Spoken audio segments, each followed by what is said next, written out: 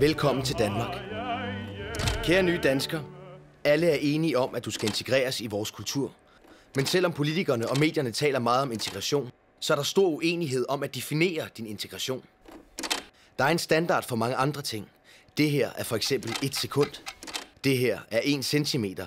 Men hvornår er du egentlig dansk nok til danskerne? På baggrund af en strengt videnskabelig undersøgelse af danskernes holdninger, er her 10 trin til perfekt integration i Danmark. Nummer 1. Indse, at integration er dit eget problem. Danskerne mener, at det er dit eget problem, hvis du ikke er godt integreret i samfundet. Nummer 2. Tal dansk, gå på arbejde, overhold loven og vær glad. Danskernes holdning er, at du er godt integreret, hvis du taler sproget, har et job, ikke bryder lov og regler. Og især midaldrende mellem 51 og 64 år mener også, at det er vigtigt, at du trives og har det godt. Nummer 3. Deltag i samfundet. 60% mener, at det er vigtigt, at du deltager i samfundet og er åben. Danskerne har ikke noget imod din kultur. Det er kun 2%, der mener, at du ikke skal gøre opmærksom på din egen kultur for at blive integreret. Nummer 4. Kom til sociale arrangementer.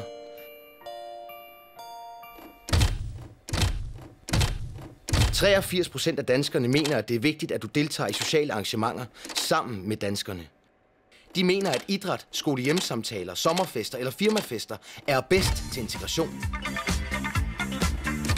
Du behøver derfor ikke holde jul for at blive integreret. En enkelt i undersøgelsen har foreslået broåbninger. Nummer 5. Syng med. Danskerne er et af verdens mest syngende folkefærd, og 14% mener, at det vil være en god idé, hvis du kendte nationalsangen. Men ellers er der frit valg. Vi modtog 132 forskellige forslag til sange i vores undersøgelse. Danmark tilbage, ligesom i de gamle dage. Nummer 6. Ha' det sjovt. Humor bliver ofte nævnt, når danskerne skal beskrive sig selv. De ældre danskere anbefaler Dirch Passer, hvis du gerne vil have et indblik i dansk humor. Og de unge danskere foreslår Omar Masuk. Heldigvis er det kun 2%, der foreslår Finn Nørbygaard. Nummer 7. Undgå opmærksomhed.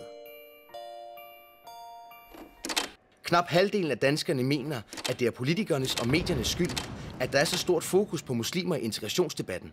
Kun 2% mener, at det skyldes, at muslimer skaber problemer. Det er derfor en god idé at undgå mediernes og politikernes opmærksomhed.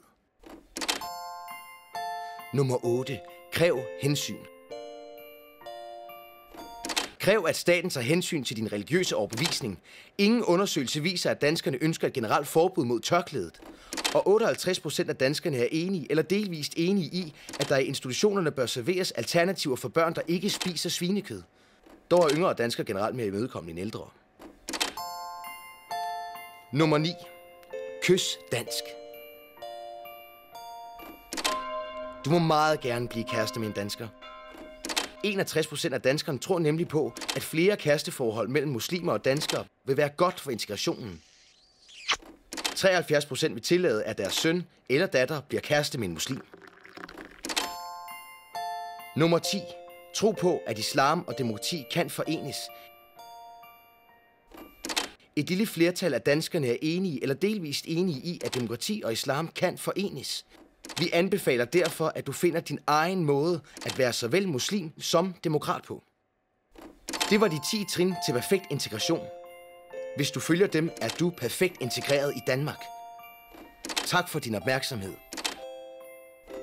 Læs mere på 10trin.dk. DCIA. Bliv dansk nok til danskerne.